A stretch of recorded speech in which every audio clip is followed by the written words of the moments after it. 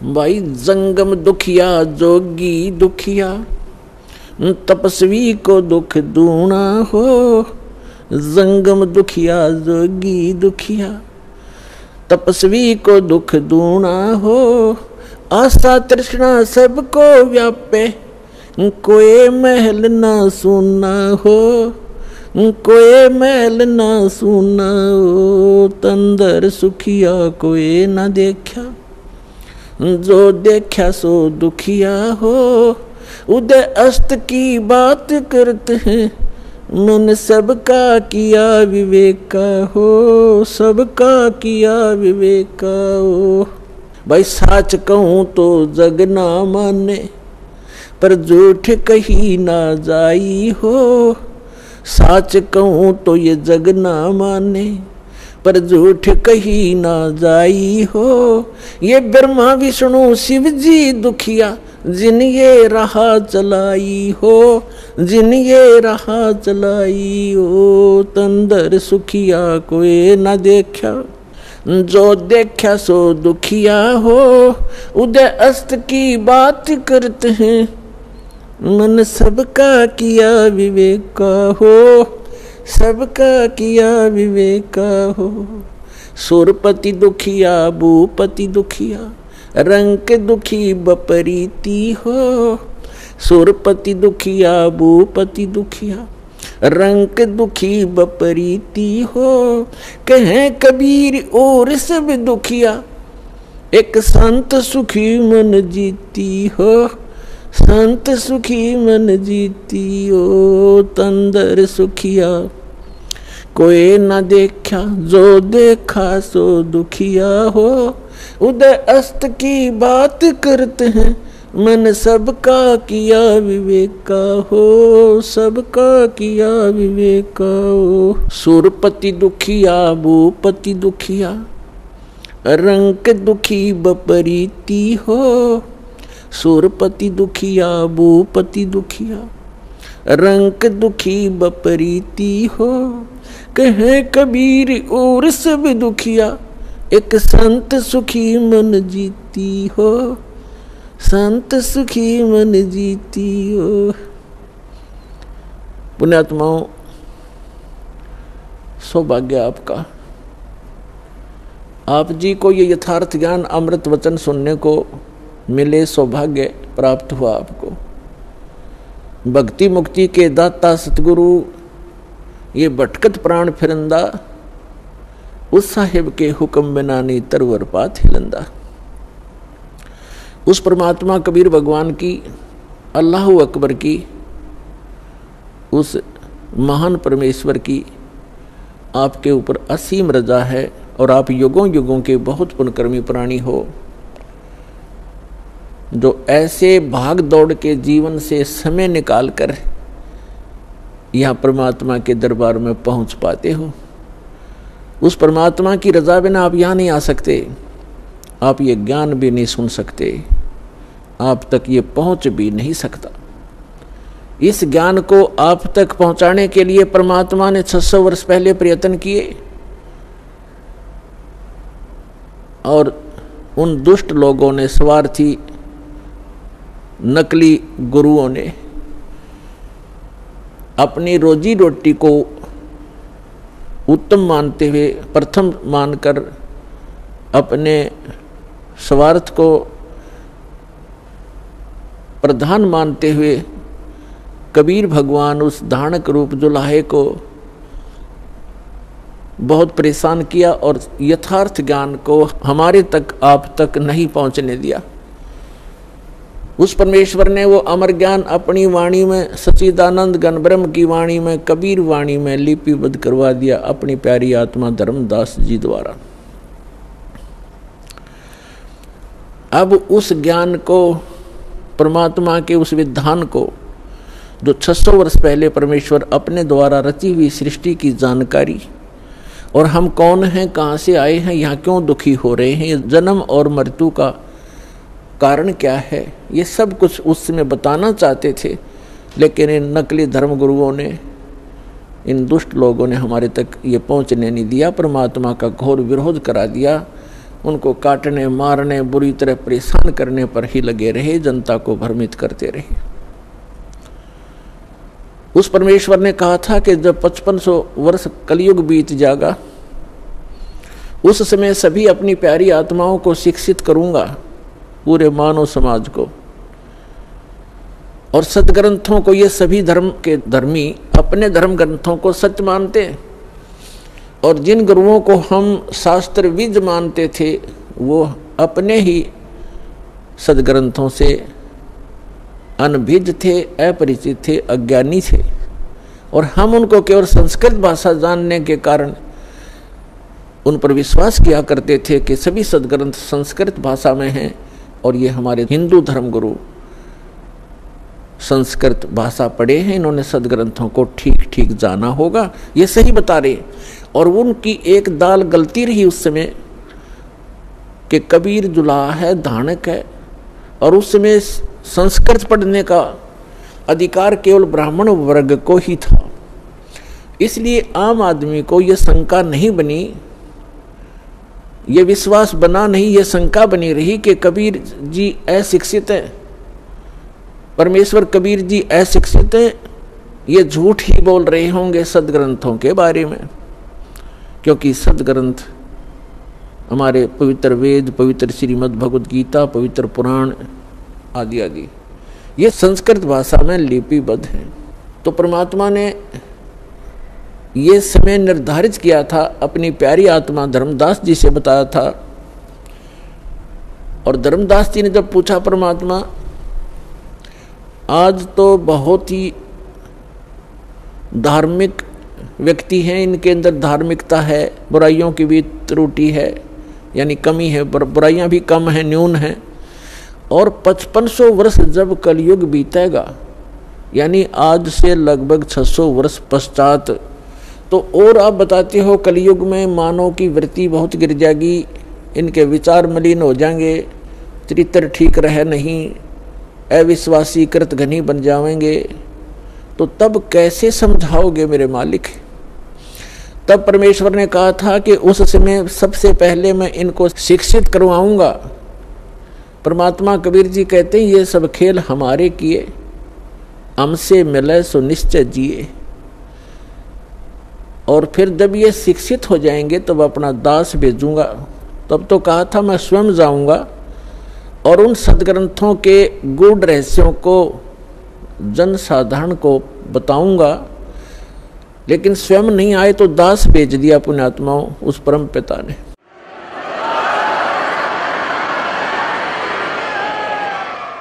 और आज आप देख रहे हो ये इलेक्ट्रॉनिक सिस्टम, इलेक्ट्रॉनिक उपकरण, इंटरनेट सिस्टम, ईमेल, प्रोजेक्टर, ये सीडी, डीवीडी, पेन ड्राइव, जो भी ये टेक्निक परमात्मा ने, ये जो भी टेक्निक है उस परम पिता कबीर भगवान की दी हुई है मानव को।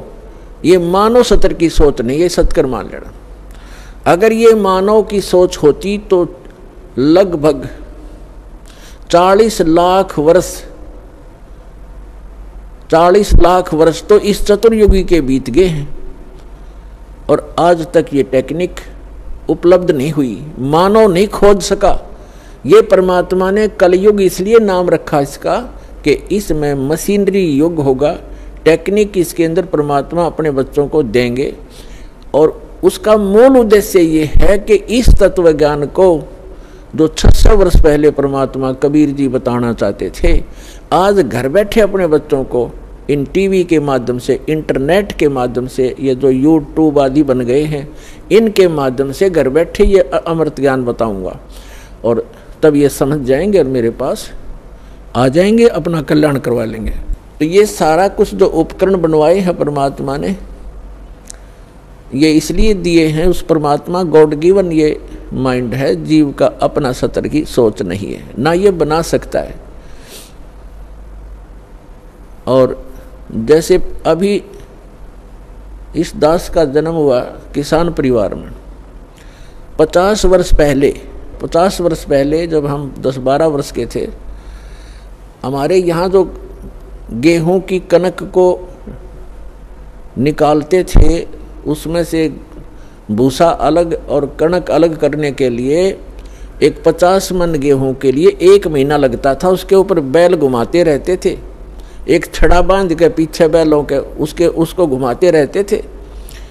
कम से कम 1 महीने में जाकर 20 दिन में जाकर के वो बारीक होता था, तब उसको बरसा बरस गेहूं अलग और भूसा अलग करते थे।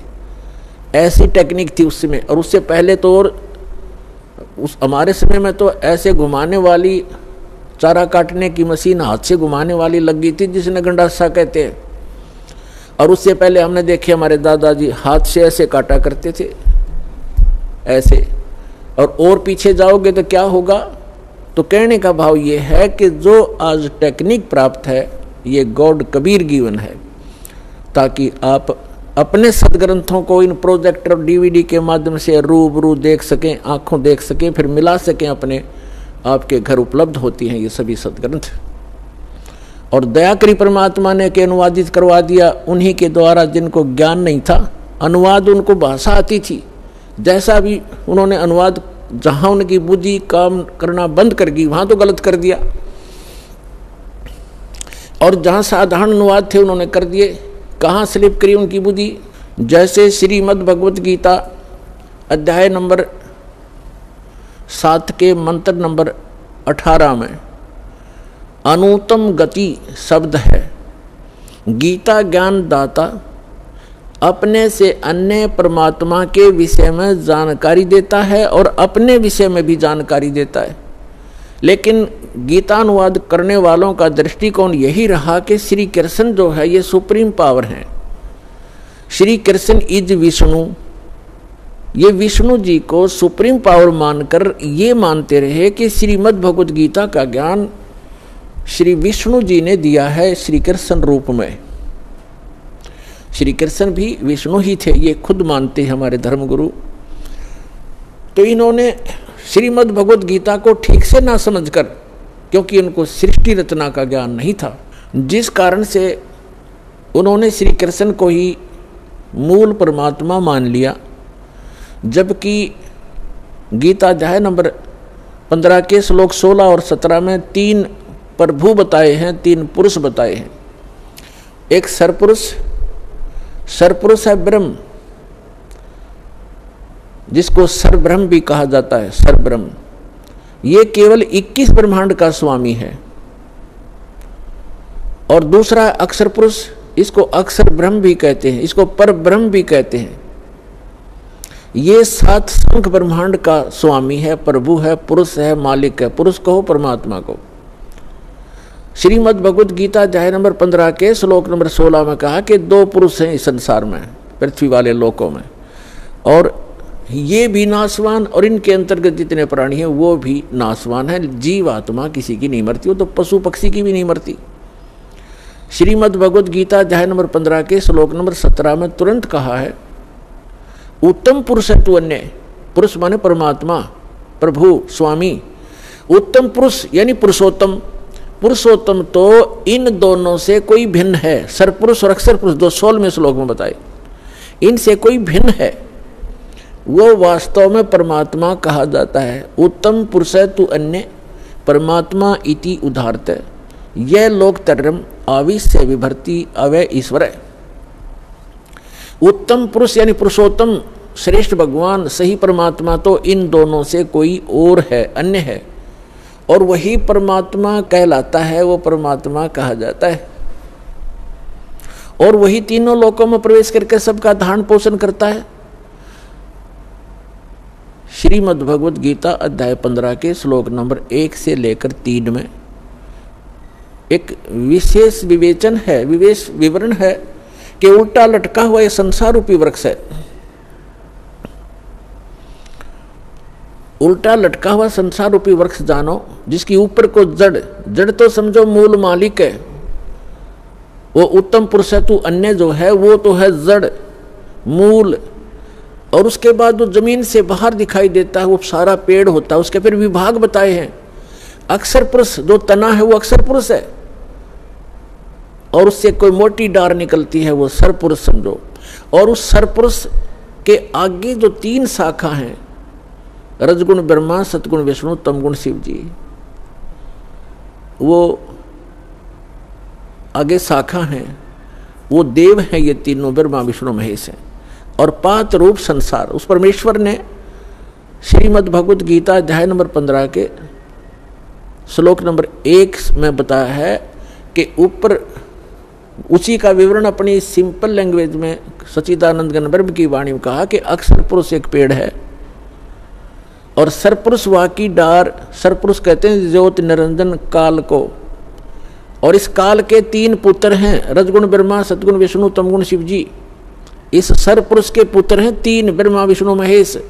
अक्षर पुरुष एक पेड़ है, सरपुरुष वाकी डार, और तीनों देवा शाखा हैं, ये पात रूप संसार। तो इस पूरे प्रकरण में ब्रह्मा विष्णु महेश की क्या स्थिति है, ये इस ब्रह्म के पुत्र हैं। और ब्रह्मा विष्णु महेश की माता दुर्गा है, अष्टंगी देवी। तो विष्णु जी कौन है? विष्णु जी एक ब्रह्मांड में एक विभाग के विभागीय मंत्री हैं, सतोगुण विभाग के। और ये 3 भाई हैं, तीनों का अलग अलग विभाग है। रजोगुण विभाग के मंत्री मालिक प्रभु स्वामी ब्रह्मा जी, और सतोगुण विभाग के स्वामी श्री विष्णु जी, और तमोगुण विभाग के स्वामी प्रभु श्री शंकर जी। ये एक ब्रह्मांड में केवल एक विभागीय मंत्री हैं, और इनका पिता जो ब्रह्म है सरपुरुष, वो एक ब्रह्मांड के अंदर मुख्य मंत्री का रोल करता है। ऐसे ऐसे 21 ब्रह्मांड हैं सरपुरुष के, जिसको ज्योत स्वरूपी निरंजन काल भी कहा जाता है, जिसके लोक में हम रह रहे हैं। और फिर है अक्षर पुरुष। अक्षर पुरुष के 7 शंख, नील पद्म शंख, 7 शंख ब्रह्मांड हैं। और फिर तीसरा रहा वो परम अक्षर पुरुष, उत्तम पुरुषत्व अन्य, वो ओवरऑल कंट्रोलर है। असंख्य ब्रह्मांड इंक्लूडिंग सरपुरुष एंड अक्षर पुरुष, इन सब के ऊपर और इसकी इनके अतिरिक्त जितने भी ब्रह्मांड हैं, पूरा विश्व है, पूरा संसार है, उन सब का मालिक है वो मूल मालिक है। वो संसार रूपी वृक्ष की जड़ है, मूल है, जहाँ से जैसे पूरे पेड़ को मूल से आहार प्राप्त होता है, ऐसे वो परमात्मा कबीर भगवान परम अक्षर पुरुष वो सबका पालनहार है। अब जैसे जिन महापुरुषों को परमात्मा मिले, उनमें से एक आदरणीय गरीबदास साहिब जी, गांव छुड़ानी, जिला झज्जर वाले हैं। वो बताते हैं परमात्मा को आंखों देखकर परमात्मा से परिचित सारी सभी ब्रह्मांडों से और परमात्मा द्वारा रची सृष्टि से परिचित होकर कहते हैं, अनंत कोटि ब्रह्मांड का एक रति नहीं भारे, सतगुरु पुरुष कबीरे हैं ये कुल के सिरजनहारे।